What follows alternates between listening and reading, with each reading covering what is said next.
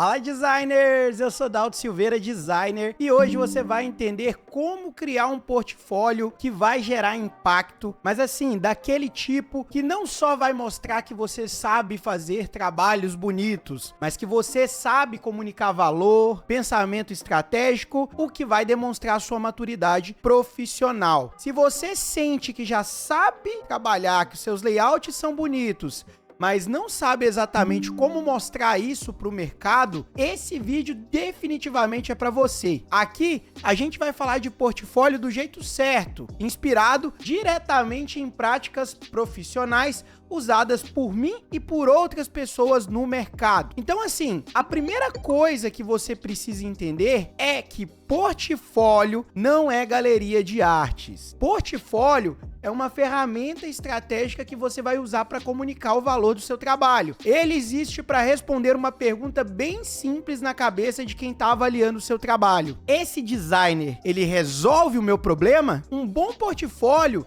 não impressiona pela quantidade de projetos, mas pela clareza do raciocínio por trás da solução de problemas que foi proposta no briefing de cada projeto. O erro mais comum que eu vejo designer fazendo é enchendo o portfólio com aquele monte de peça solta, sem contexto nenhum, sabe? Você olha assim, logo bonito, postagem bonita, layout bonito, mas ninguém explica o porquê, quais foram as decisões por trás. E como vocês já devem saber, o bom design não pode ser apenas estético. Ele precisa comunicar, ele precisa ter função. Por isso, um portfólio profissional, ele precisa contar essas histórias. Cada projeto deve deixar claro qual era o problema, qual era o objetivo e qual foi o processo que gerou o material final. Então, a minha primeira dica para você, a primeira dica que eu vou dar hoje, hein? Presta muita atenção. Já deixou aquele like? Se não likeou, já like para poder dar aquela moral. Selecione menos projetos e se aprofunde neles. 4 ou 5 bons projetos já costuma ser o suficiente. Afinal de contas, quem vai avaliar às vezes não vai ter tanto tempo sobrando. Então, assim, esses 4 ou 5 bons projetos, eles precisam ser bem explicados,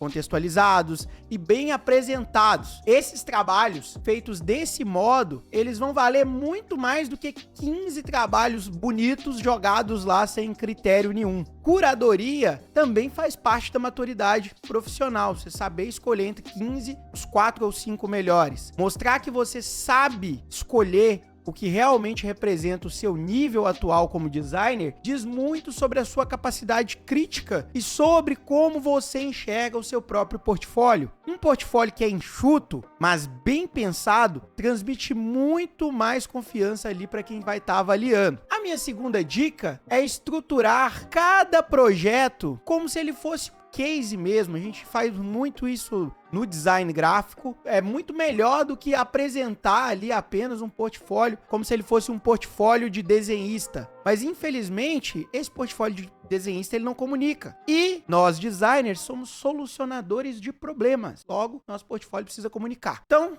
começa sempre contextualizando para quem era o projeto, qual era o problema real, qual era o desafio de comunicação ali para poder desenvolver a peça, o que precisava ser resolvido, né, o objetivo. Depois disso, mostre o processo, se você tiver referências, estudos, RAFs, testes, decisões, caminhos. Isso deixa claro que o resultado final não surgiu por acaso, mas foi construído com intenção. Só então apresente a solução final para o cliente. Esse tipo de abordagem vai evidenciar um pensamento estratégico, uma capacidade analítica e maturidade profissional, além, é claro, de uma habilidade estética. Outro ponto que vai ser essencial é mostrar variedade com coerência. Seu portfólio ele precisa provar que você consegue resolver diferentes tipos de problema para diferentes contextos e necessidades, mas mantendo uma linha de raciocínio assim, no mínimo consistente. Não é sobre ter vários estilos aleatórios, apenas pensando em mostrar que você tem versatilidade visual ali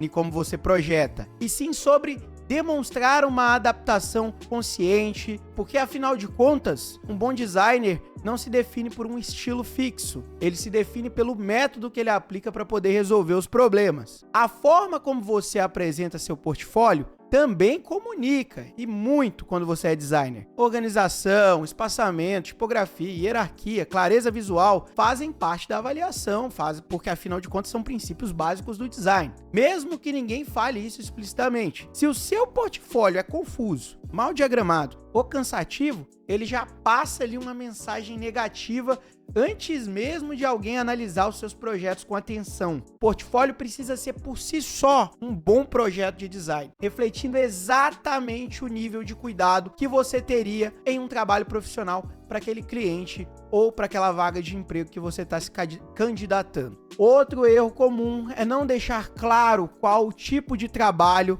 você quer fazer. E tudo isso que a gente está falando até aqui, curadoria, clareza, processo, foco, é exatamente o tipo de coisa que separa um portfólio amador de um portfólio profissional. E se você se identifica com isso, se você realmente quer se preparar para o mercado, estruturar sua carreira em design do jeito certo, deixa eu te apresentar uma opção muito sólida de estudo. A EBAC, que é uma instituição aí de ensino online que oferece mais de 150 cursos com uma plataforma própria e diversas formações na área de design, além de 2 pós-graduações reconhecidas pelo MEC. Pensa comigo, gente, hoje são mais de 145 mil alunos estudando na EBAC e transformando as suas carreiras. Na EBAC, você encontra cursos em áreas como design, arquitetura, moda, programação, audiovisual, marketing, games, permitindo você escolher o caminho que mais combina com o seu objetivo profissional. Um grande diferencial da EBAC é um ensino que é orientado à prática. E quando eu falo isso, eu digo porque são mais de 300 professores que estão atuando no mercado, que estão realmente trabalhando. E esses professores, eles oferecem ali um acompanhamento individual, feedbacks reais e direcionamento mesmo para quem está começando do zero. E ao final do curso, você recebe um certificado reconhecido pelo mercado e sai com um portfólio já com projetos, é claro, pronto para esses processos seletivos que são bem difíceis. E em alguns cursos, existe ainda a conquista de emprego em contrato. Se você não conseguir a colocação ao final do programa, a EBAC devolve o seu dinheiro. Está no contrato, gente. E além disso, a EBAC vai te oferecer ali aquele parcelamento de 21 vezes no cartão ou até 24 vezes no boleto, facilitando muito o início dos seus estudos. Para começar agora, gente, é só acessar o link aí na descrição ou apontar a câmera para o QR Code na tela e usando o cupom DALTON26, você garante R$200 de desconto no curso que você escolher. E agora, voltando para os portfólios, é aqui que entra um ponto muito importante que quase ninguém fala, que é os recrutadores. O que esses recrutadores olham primeiro no seu portfólio? Na prática, quem está avaliando seu trabalho geralmente passa poucos segundos em cada portfólio. Então, esse primeiro contato decide se ele vai continuar ou fechar a aba. E esse detalhe é o quê? Clareza. Ele quer entender rapidamente que tipo de designer você é, que tipo de problema você resolve e se o seu nível de design conversa com a vaga. Se em poucos segundos isso não fica claro, dificilmente ele vai se aprofundar ali no seu portfólio para entender. Recrutadores e líderes de design, eles olham primeiro para a estrutura do portfólio e depois para a explicação dos projetos. E só então para o visual final. Eles querem ver o raciocínio, o método, se você é coerente, enfim. Um portfólio bem organizado e com poucos projetos bem explicados vai transmitir, então, essa maturidade. E até mais, né?